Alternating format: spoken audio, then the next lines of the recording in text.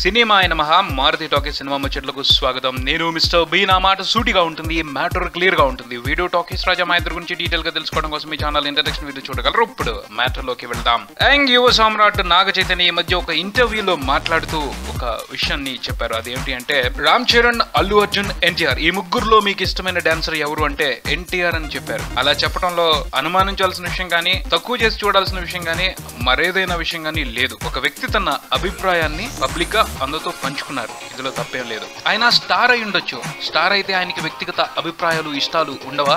ఎవరికో నచ్చినట్టు, ఎవరి అభిప్రాయాలకో తగ్గట్టు ఆయన ఆలోచనలు ఉండాల్సిన అవసరం లేదు కదా. ఆయన ఇష్టాలు ఆయనకుంటాయి. ఈ విషయాన్ని పరిశీలనలోకి తీసుకోకుండానే కొంతమంది చౌకబారు విశ్లేషణలు చేస్తూ లేనిపోని యాగి చేస్తా ఉన్నారు. ఇంతకీ వాళ్ళ బాధ ఏంటి అంటే, నాగ చైతన్య రామ్ చరణ్, అల్లు అర్జున్ ఉండగా ఎన్టీఆర్ ని ఎలా ఎంచుకున్నాడు అని. ఎలా ఎంచుకోవడం ఏంటి? Silly question. ఎన్టీఆర్ ఏమన్నా చిన్న హీరోనా? ఆయనకు కొన్ని లక్షల మంది అభిమానులు ఉన్నారు. లక్షల మంది అభిమానులు ఊరికినే ఏర్పడరు, ఏదో టాలెంట్ ఉంటేనే ఏర్పడతారు అన్న విషయం గురించి అవగాహన కూడా లేకుండానే వాళ్ళు విశ్లేషణలు చేస్తున్నారు. ఇందుకే వాళ్ళు ఎన్టీఆర్ ని తక్కువ చేసి చూపించడానికి ఎంచుకున్న లాజిక్ ఏమిటి అంటే, ఎన్టీఆర్ చేసే డాన్సుల్లో శ్రమ ఉంటుంది, కష్టం ఉంటుంది, కానీ గ్రేస్ ఉండదంట. అసలు గ్రేస్ అంటే ఏంటో తెలుసా? గ్రేస్ అంటే ఒక డాన్సర్ డాన్స్ చేస్తున్నప్పుడు అతను ఎంత కష్టపడుతున్నాడో తెలియకూడదు, ఎంత శ్రమ పడుతున్నాడో తెలియకూడదు, అతను ఎంత ఎంజాయ్ చేస్తున్నాడు అనేది మాత్రమే తెలియాలి. అది గ్రేస్ అంటే. అలాంటి గ్రేస్ ని చూస్తూనే ప్రేక్షకులు ఎంజాయ్ చేస్తారు, స్టార్ హీరోలకి ఫిదా అయిపోతారు. ఆ విషయంలో ఎన్టీఆర్ ఎప్పుడు పర్ఫెక్ట్, ది బెస్ట్ అని ఎప్పుడో నిరూపించుకున్నాడు. ఎందుకంటే ఎన్టీఆర్ అక్కడ ఇక్కడ అవి ఇవి డాన్సులు నేర్చుకుని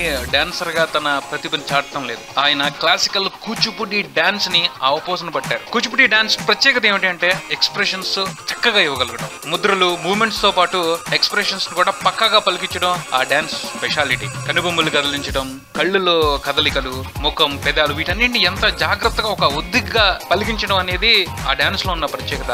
ఆయన ఆ డాన్స్ మీద పట్టుంది కాబట్టి దాన్నే ఈ డాన్స్ లో చూపిస్తా ఉన్నారు. చాలా జాగ్రత్తగా అబ్జర్వ్ చేసి చూస్తే అర్థమవుతా ఉంటుంది. ఎంత కష్టమైన మూమెంట్ అయినా సరే ఎన్టీఆర్ చాలా ఎంజాయ్ చేస్తూ చేస్తాడు. అసలు కష్టపడుతున్నట్టే అనిపించదు, ఎంజాయ్ చేస్తున్నట్టు అనిపిస్తుంది. కాబట్టి ప్రేక్షకులు అతనితో కనెక్ట్ అయి ఉంటారు. ఇంత విషయాన్ని పెట్టుకుని ఎన్టీఆర్ ని తక్కువ చేసి మాట్లాడటం మాత్రం చాలా బాధాకరమైన విషయం.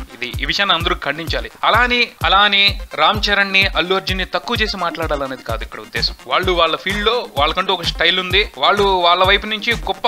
వాళ్ళని అసలు తక్కువ చేసే విషయం ఎక్కడా లేదు. వాళ్ళు గ్రేట్ కొన్ని విషయాల్లో, అది ఒప్పుకోవాలి కూడా అందరూ. అంతేగాని కంపేర్ చేసి ఒక హీరో, అందులోని స్టార్ హీరో, కొన్ని లక్షల మంది అభిమానులు ఉన్న హీరోని తక్కువగా మాట్లాడటం మాత్రం రాంగ్ అని అందరూ కూడా గట్టిగా చెప్పాలి. ఇలాంటి రివ్యూల మూలంగా ఏం ఒరుగుద్ది? అభిమానుల మధ్య లేనిపోని క్లాష్లు తీసుకురావడం తప్పించి. ఇంకొక విషయం కూడా ఇక్కడ చెప్పాలి. అదేమిటి అంటే, స్టార్ హీరోలు ఎవరైతే ఉన్నారో వీళ్ళందరూ చక్కగా కలిసిమెలిసి తిరుగుతూ ఉంటారు, ఒకళ్ళింటికి ఒకళ్ళు వెళ్తూ ఉంటారు, హాయిగా వాళ్ళ ఫ్రెండ్షిప్ బాగానే కొనసాగుతూ ఉంటది. కానీ ఇలాంటి రాతల మూలంగా వాళ్ళు ఫ్యాన్స్ ఎవరైతే ఉన్నారో వాళ్ళు ఇంటర్నెట్ వేదికగాను, సోషల్ మీడియా నెట్వర్క్ లోను చాలా చండాలంగా మాట్లాడుకుంటున్నారు, ఒకళ్ళ మీద ఒకళ్ళు దుమ్మెత్తి పోసుకుంటున్నారు. ఆ వ్యవహారం అంతా కూడా చాలా చిరాగ్గా అనిపిస్తుంది. ఇది ఎంతవరకు కరెక్ట్? ఇలాంటి వాటిని ఎంతవరకు నమ్మాలి, ఎంతవరకు ప్రోత్సహించాలి అని ఎవరికి వాళ్ళు ఆలోచించుకోవాలి. ఇది బుల్టన్. మరో బుల్టన్ తో మళ్ళీ కలుద్దాం. Keep watching Maruti talkies. Swami mister B talkies Raja. Thank you.